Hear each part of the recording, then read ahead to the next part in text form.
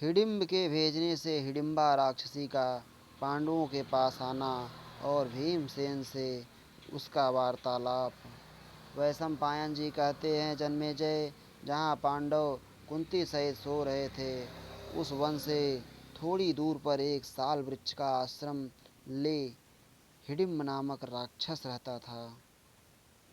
वह बड़ा क्रूर और मनुष्य मांस खाने वाला था। उसका बल और पराक्रम महान था। वह वर्षा काल के मेघ के भांति काला था। उसकी आंखें भूरे रंग की थी और आकृति से क्रूरता टपक रही थी। उसका मुख बड़ी बड़ी दाढ़ों के कारण विकराल दिखाई देता था। वह भूख से पीड़ित था, मांस मिलने की आशा में बैठा था। उसके नितंब और पेट लंबे थे। दाढ़ी, मूछ और सिर के बाल लाल रंग के थे। उसका गला और कंधे महान वृक्ष के समान जान पड़ते थे। दोनों कान भाले के समान लंबे और नुकीले थे। वह देखने में बड़ा भयानक था। दैव इच्छा से उसकी दृष्टि उन महारथी पांडवों पर पड़ी। बेडौल रूप तथा भूरी आंखों वाला वह विकराल राक्षस देखने में बड़ा डरावना था। भूख से व्याकुल होकर वह कच्चा मांस खाना चाहता था। उसने अकस्मात पांडवों को देख लिया।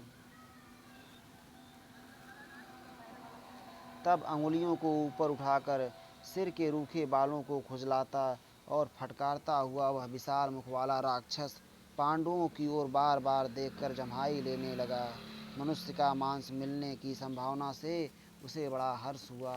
उस महाबली विशालकाय राक्षस ने मनुष्य की गंध पाकर अपनी बहन से इस प्रकार कहा, आज बहुत दिनों के बाद ऐसा भोजन मिला है जो मुझे बहुत प्रिय है।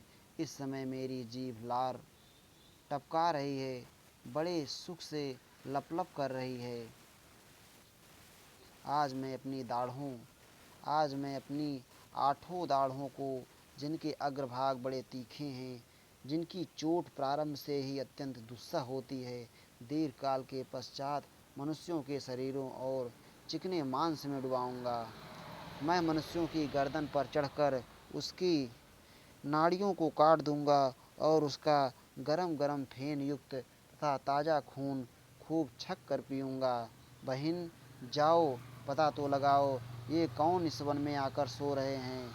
मनुष्य की तीव्र गंध आज मेरी नासिका को मानो तृप्त किए देती है। तुम इन सब मनुष्यों को मार कर मेरे पास ले आओ। ये हमारी हद में सो रहे हैं, इसलिए इसमें तुम्हें तनिक भी खटका नहीं है। फिर हम दोनों एक साथ बैठकर इन मनुष्यों के मांस नोच नोच कर जी भर खाएंगे। तुम मेरी इस आज्ञा का तुरंत पालन करो। इच्छा अनुसार मनुष्य मांस खाकर हम दोनों ताल देते हुए साथ साथ अनेक प्रकार के नृत्य करें। भरत श्रेष्ठ, उस समय वन में हिडिंब के यूँ कहने पर हिडिंबा अपने भाई की बात मानकर मानो बड़ी उतावली के साथ उस स्थान पर गई जहाँ पांडव थे। वहाँ जाकर उसने कुंती के साथ पांडवों को सोते और किसी से परास्त न होने वाले भीमसेन को जागते देखा।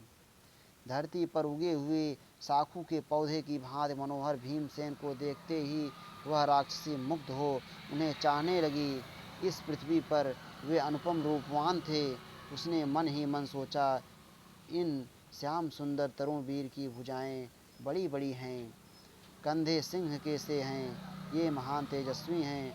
इनकी ग्रीवा शंख के समान सुंदर और नेत्र कमल दल के सदृश विशाल हैं। ये मेरे लिए उपयुक्त पति हो सकते हैं।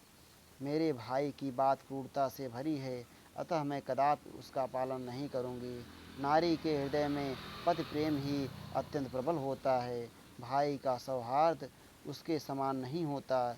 इन सबको मार देने पर इनके मांस से मुझे और मेरे भाई को केवल 2 घड़ी के लिए तृप्ति मिल सकती है, और यदि ना मारूं तो बहुत वर्षों तक इनके साथ आनंद भोगूंगी। हिडिंबा इच्छा अनुसार रूप धारण करने वाली थी। वह मानव जात की स्त्री के समान सुंदर रूप बनाकर लजीली ललना की भांति धीरे धीरे महाभाव भीमसेन के पास गई। दिव्य आभूषण उसकी शोभा बढ़ा रहे थे। तब उसने मुस्कुराकर भीमसेन से इस प्रकार पूछा, पुरुष रत्न, आप कौन हैं और कहाँ से आए हैं? ये देवताओं के समान सुंदर रूप वाले पुरुष कौन हैं जो यहाँ सो रहे हैं? और अनघ, ये सबसे बड़ी उम्र वाली श्यामा सुकुमारी देवी आपकी कौन लगती हैं, जो इस वन में आकर भी ऐसी निशंक होकर सो रही हैं, मानो अपने घर में ही हों।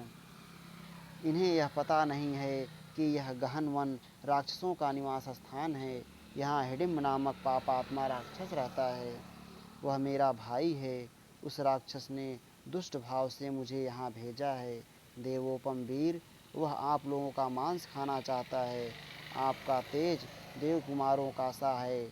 मैं आपको देखकर अब दूसरे को अपना पति बनाना नहीं चाहती। मैं यह सच्ची बात आपसे कह रही हूँ। धर्मज्ञ, इस बात को समझकर आप मेरे प्रति उचित बर्ताव कीजिए। मेरे तन मन को कामदेव ने मथ डाला है। मैं आपकी सेविका हूँ, आप मुझे स्वीकार कीजिए। महाबाहो, मैं इस नरभक्षी राक्षस से आपकी रक्षा करूँगी। हम दोनों पर्वतों की दुर्गम कंदराओं में निवास करेंगे। अनघ, आप मेरे पति हो जाइए। वीर, आपका भला चाहती हूँ। कहीं ऐसा ना हो कि आपके ठुकराने से मेरे प्राण ही मुझे छोड़कर चले जाएं। शत्रुदमन, यदि आपने मुझे त्याग दिया तो मैं कदापि जीवित नहीं रह सकती।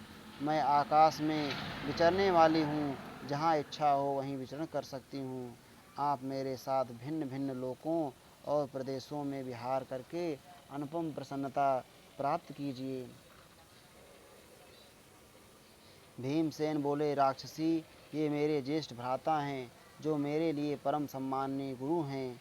इन्होंने अभी तक विवाह नहीं किया है। ऐसी दशा में मैं तुझसे विवाह करके किसी प्रकार कविता नहीं बनना चाहता। कौन ऐसा मनुष्य होगा जो इस जगत में सामर्थ्यशाली होते हुए भी सुखपूर्वक सोए हुए इन बंधुओं को माताओं को इन बंधुओं को माता को तथा बड़े भ्राता को भी किसी प्रकार अरक्षित छोड़कर जा सके। मुझ जैसा कौन पुरुष काम पीड़ित की भांति इन सोए हुए भाइयों और माता को राक्षस का भोजन बनाकर अन्यत्र जा सकता है? राक्षसी ने कहा, आपको जो प्रिय लगे मैं वही करूँगी। आप इन सब लोगों को जगा दीजिए। मैं इच्छानुसार उस मनुष्यभक्षी राक्षस से इन सबको छुड़ा लूँगी। भीमसेन ने कहा, राक्षसी, मेरे भाई और माता इस वन में सुखपूर्वक सो रहे हैं। तुम्हारे दुरात्मा भाई के भय से मैं इन्हें जगाऊंगा नहीं। भीरु, सुलोचने, मेरे पराक्रम को राक्षस, मनुष्य, गंधर्व तथा यक्ष भी नहीं सह सकते। अतः भद्रे, तुम जाओ या रहो, अथवा तुम्हारी जैसी इच्छा हो वही करो। तन्वांगी, अथवा यदि तुम चाहो तो अपने नर मांस भक्षी भाई को ही भेज दो। इत श्री महाभारते आदि पर्वणि हिडिम्ब वध पर्वणि भीम हिडिम्ब संवादे 150 अधिक 7तमो अध्याय। इस प्रकार श्री महाभारत आदि पर्व के अंतर्गत हिडिम्ब वध पर्व में भीम हिडिम्बा संवाद विषयक 191वां अध्याय पूरा हुआ। श्री राधा वल्लभ लाल की जय।